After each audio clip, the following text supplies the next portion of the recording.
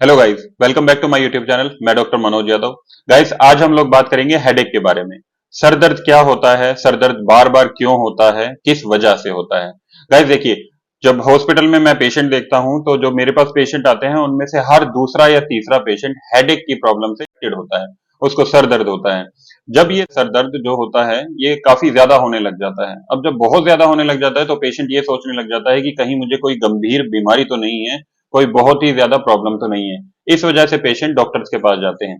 फिर डॉक्टर उसको डिफरेंशिएट करके ये बताते हैं कि जो आपको हेडेक है वो बहुत नॉर्मल टाइप का हेडेक है या फिर आपको कोई बहुत ही गंभीर समस्या है। गाइस, बताना चाहूंगा आपको कि हेडेक के जो कॉजेज होते हैं इन्हें दो कैटेगरीज में बांटा गया है। एक तो होती है कॉमन कैटेगरी, दूसरी होती है सीरियस कैटेगरी। जो कॉमन कैटेगरी के हेडेक्स होते हैं उनके अंदर सबसे पहला जो हेडेक है वो होता है माइग्रेन का। माइग्रेन का जो हेडेक होता है गाइस, इसके अंदर आपको आधे सर में दर्द आता है। कभी कभी ये भी हो जाता है कि आपको आधे सर के साथ साथ में पूरे सर में दर्द आए। कभी कभी ऐसा होता है कि आपको पूरा दिन सर में दर्द होता है या फिर रुक रुक के दर्द होता है। इस हेडेक के बारे में मैंने एक पुरानी वीडियो भी बनाई हुई है। अगर आपको कंप्लीट डिस्क्रिप्शन चाहिए कि माइग्रेन क्या होता है तो आप मेरी पुरानी वीडियो जाकर देख सकते हैं। यहाँ पे मैं आपको एक बहुत ही छोटा विवरण देने वाला हूं कि हेडेक माइग्रेन का जो हेडेक है वो क्या होता है।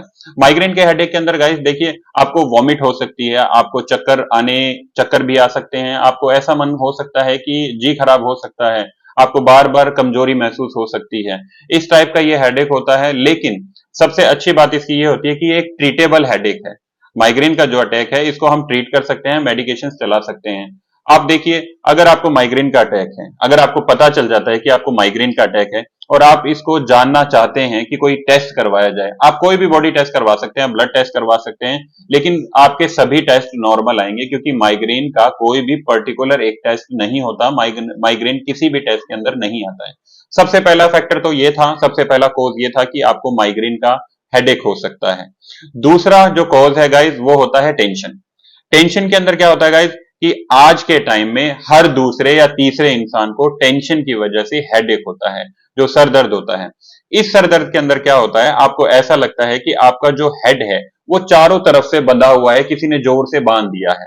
इस टाइप का आपको हेडेक होगा जो आपका टेंशन होगा। टेंशन गाइज किसी भी चीज की हो सकती है। टेंशन आपके कोई एक छोटी सी भी टेंशन होगी तो भी आपको हेडेक हो सकता है, कोई बड़ी टेंशन होगी तो भी आपको हेडेक हो सकता है। लेकिन जो टेंशन का हेडेक होता है गाइज वो आपकी quality of life, daily quality life में अफेक्ट करता है।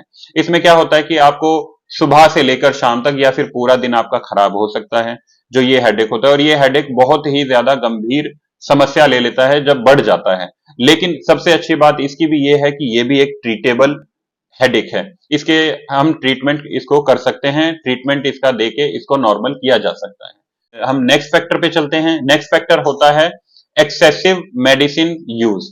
अगर आप एक्सेसिव मेडिसिन का यूज करते हैं, बहुत ही ज्यादा मेडिसिन यूज करते हैं आपके हेडेक के लिए, आपके स्टमक पेन के लिए, आपकी किसी भी चीज के लिए, अगर आप बहुत ही ज्यादा मेडिसिन यूज कर रहे हैं और काफी लंबे समय से यूज कर रहे हैं तो भी आपको हेडेक की प्रॉब्लम रह सकती है अगर आपको वो मेडिसिन आपके पर्टिकुलर पेन के लिए ना मिले। बाई चांस एक एग्जाम्पल लेते हैं। बाई चांस समझ लीजिए कि आपको आप पेट में दर्द होता है और पेट में दर्द आपका काफी सीवियर होता है। मान लीजिए आप पेट दर्द की कोई भी दवाई बहुत लंबे टाइम से लेते आ रहे हैं, हो सकता है आप 4 साल से ले रहे हो सकता है आप 10 साल से ले रहे हो। लेकिन एक टाइम ऐसा आता है कि आपको कई बार वो मेडिसिन नहीं मिलती है तो आपको हेडेक होने लग जाएगा। इसका मतलब ये नहीं है कि आपके पेट में दर्द है तो आपको हेडेक होने लग गया। इसका मतलब ये है कि आपको उस मेडिसिन की आदत पड़ चुकी है, आपकी जो बॉडी है वो उस मेडिसिन के लिए हैबिचुअल हो चुकी है, तो आपको ये पेन हो सकता है। गाइज, ये तो थे कुछ important common headaches, common causes है हेडेक के जिनकी वजह से आपको हेडेक हो सकता है। कुछ कॉमन कॉजेज और भी हैं, जैसे आपको अगर सर्दी हो जाए या जुकाम हो जाए या फिर आपको सर्वाइकल की प्रॉब्लम है या फिर आपको आंखों की कमजोरी है, आपको चश्मा लगा हुआ है, इन सभी चीजों की वजह से भी आपको हेडेक हो सकता है। ये तो थी कॉमन हेडेक्स के कॉजेज जो मैंने अभी आपके सामने डिस्कशन किए हैं। अब चलते हैं हम लोग सीरियस कॉजेज की तरफ। जो सीरियस कॉजेज होते हैं जिनके ऊपर बहुत ही ज्यादा ध्यान देने की जरूरत है। सबसे पहला कॉज इसके अंदर गाइस आता है आपका मेनिंजाइटिस। मेनिंजाइटिस क्या होता है, अगर आपके ब्रेन के अंदर कोई भी इंफेक्शन हो जाता है उसको मेनिंजाइटिस बोलते हैं। उसके अंदर भी अगर ये मेनिंजाइटिस की अगर आपको समस्या हो जाती है तो ये काफी गंभीर समस्या है। इसके लिए आपको डॉक्टर से सलाह लेनी पड़ेगी। इसके लिए आपको आपका सीटी स्कैन, सीटी हेड करवाना पड़ सकता है।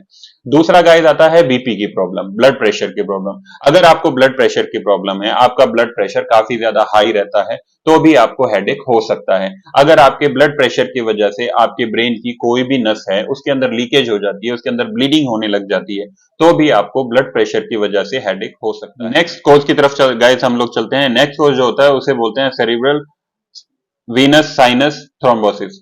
ये जो कॉज होता है इसके अंदर क्या होता है, अगर आपके ब्रेन के अंदर जो ब्रेन की नसें हैं उसमें कोई भी अगर आपको ब्लॉकेज हो जाती है, उन ब्लॉकेज की वजह से भी आपको हेडेक हो सकता है। वो हेडेक काफी ज्यादा गंभीर होता है। ये हेडेक आपको पूरा दिन रह सकता है।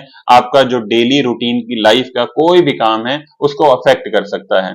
गाइस जो इसके अलावा कोई और जो फैक्टर है उनके अंदर हम चलते हैं तो मेनली कुछ आते हैं, जैसे कि आपका ब्रेन ट्यूमर हो गया। ब्रेन ट्यूमर भी बहुत ही ज्यादा सीरियस बीमारी है। इसके लिए भी आपको डॉक्टर से, आपके किसी भी परफेक्ट डॉक्टर से, आपके एरिया के जो भी अच्छे डॉक्टर्स हैं उनसे आपको मिलना पड़ेगा, उनसे ट्रीटमेंट चलाना पड़ेगा। तो गाइज ये कुछ थे सीरियस टाइप्स के कॉजेज जिनकी वजह से आपको हेडेक हो सकता है, जो आप इग्नोर नहीं कर सकते, आपको डॉक्टर की सलाह लेनी ही पड़ेगी। अब गाइज एक पॉइंट आता है कि आपको, अगर आप एक पेशेंट हैं, अगर आप एक नॉर्मल इंसान है और आपको अगर हेडेक होने लग गया है, शुरुआत हो जाती है हेडेक की, तो आपको कैसे पता चलेगा कि आपका जो हेडेक है वो कॉमन कॉज की वजह से है या फिर आप सीरियस कॉज के हेडेक के अंदर आते हैं।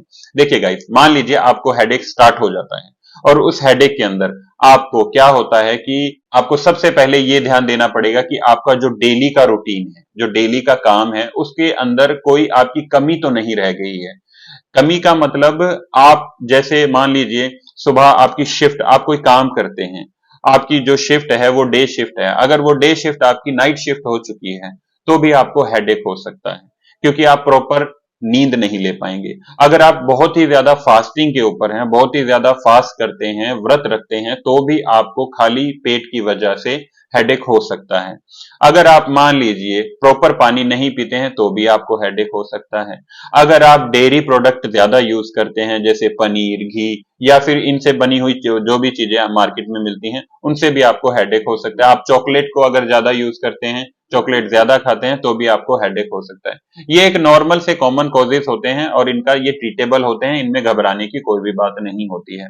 लेकिन अब हमें ध्यान देने वाली बात यह है कि अगर जो अब मैं आपको बताने वाला हूं, इनमें से कोई भी जो भी सिम्टम्स होते हैं, अगर कोई भी एक सिम्टम्स आपको है, तो इसमें आपको बहुत ही ज्यादा ध्यान देना पड़ेगा, आपको डॉक्टर से मिलना पड़ेगा। इनमें से कुछ कॉजेज ऐसे हैं, मान लीजिए आपको हेडेक हुआ, हेडेक के साथ में आपको हाथों में, पैरों में, दोनों हाथों पैरों में झंझनाहट होने लगती है, आपको ठंडा पसीना आने लगता है, आपको बहुत ही ज्यादा हेडेक होने लगता है, बहुत ही सीवियर हेडेक होने लगता है। आप, हो सकता है आपको फीवर भी आने लग जाए, आपको वॉमिटिंग होने लग जाए, चक्कर आने लग जाए, आपको चलने फिरने, चलते फिरते टाइम में हो सकता है कि आपकी आंखों के आगे अंधेरी छाने लग जाए। जैसे कि बहुत ही कई पेशेंट हमें आके बताते हैं कि अगर मैं बैठ कर रुकता हूं तो मुझे आंखों के आगे एकदम से अंधेरा आ जाता है। अगर ऐसा कोई सिम्टम्स है, अगर आपकी धड़कन काफी ज्यादा बढ़ जाती है, तो अगर ऐसा कोई भी सिम्टम आपको नजर आता है तो ये बहुत ही गंभीर समस्या है। ये आपके सीरियस कॉजेज के अंदर आते हैं, ये आपके सीरियस कॉज हेडेक के अंदर आते हैं। आपको अगर ऐसा कोई भी सिम्टम आता है तो आप अपने एरिया के किसी भी डॉक्टर से मिल सकते हैं, उनसे सलाह ले सकते हैं। आप अपना सीटी स्कैन करवा सकते हैं, सीटी हेड स्कैन करवा सकते हैं। उसके बाद आपके डॉक्टर जो भी आपको ट्रीटमेंट के लिए बोलेंगे, आपको वो ट्रीटमेंट प्रॉपर तरीके से करवाना होगा। इसके बाद में कोई भी प्रॉब्लम नहीं आती है। अगर आपको ये वीडियो बहुत ही महत्वपूर्ण लगी हो, आपके किसी काम आई हो, तो आप मेरी इस वीडियो को शेयर कर सकते हैं। नीचे स्क्रीन पर नंबर दिखाई दे रहा होगा आपको, अगर कोई भी क्वेरी हो आप मुझे इस नंबर पे व्हाट्सएप या कॉल कर सकते हैं। आपका पूरा सहयोग किया जाएगा। Thank you.